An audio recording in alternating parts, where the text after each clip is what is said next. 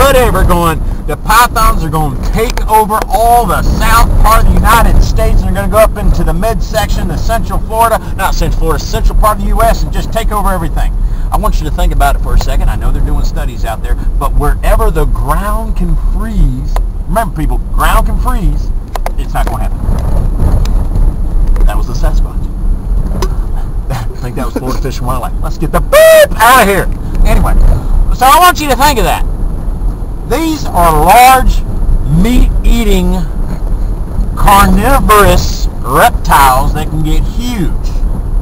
Yeah, they're cute when you can put them around your neck. Hey, cameraman. But they can get big.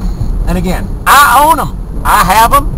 And in the state of Florida, you have to be licensed. And another thing, not only in the state of Florida do you have to be licensed, a reptile open concern, we call it the ROC here in Florida, you got to be licensed for a Burmese python, and that's only one of 5 or 6 different types of species of reptiles and stuff out there that you have to be licensed for. The Burmese python is one of them. But speaking of the Burmese python, you got to be licensed for it. You got to get them microchipped, and those things get big. So I want you to think about it, how large these suckers can get, how much it's cost to get them microchipped, what it's going to cost to feed them, because the little dogs and cats in the neighborhood ain't going to cut it. They can eat a lot. Those suckers can grow up to 6 foot a year. 6 foot a year, eating a lot, up into their max capacity, which is that 18, 20 foot range. Does that mean they have to reach 18, 20 foot? Absolutely not. Could some get larger? Possibly. If anything is possible. Good Lord, if you get the reticulated python, good God, what are you hitting every bump you can? If you get a reticulated python, which is one of the longest snakes in the world, woo! Boy, that you got like gator gump tail right there. But anyway, pythons eat a lot. Not only the rats, mice, rodents, and at full grown, they're not eating rats and mice.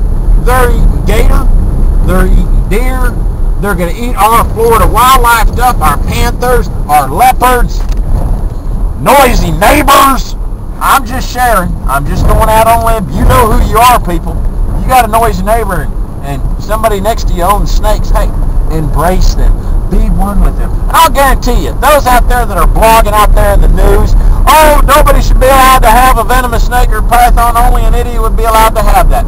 Don't get me started with your pit bulls. Don't get me started with the guns, because I'm telling you right now, why don't you look it up on the internet, more dogs kill people in 1 year than venomous snakes kill people in the United States in 10 years. All right, do your math. Matter of fact, in Florida, in the last 5 years, I think we've had 3 or 4 deaths in Florida, actual deaths. And I could be wrong on that number, so don't hold me to it.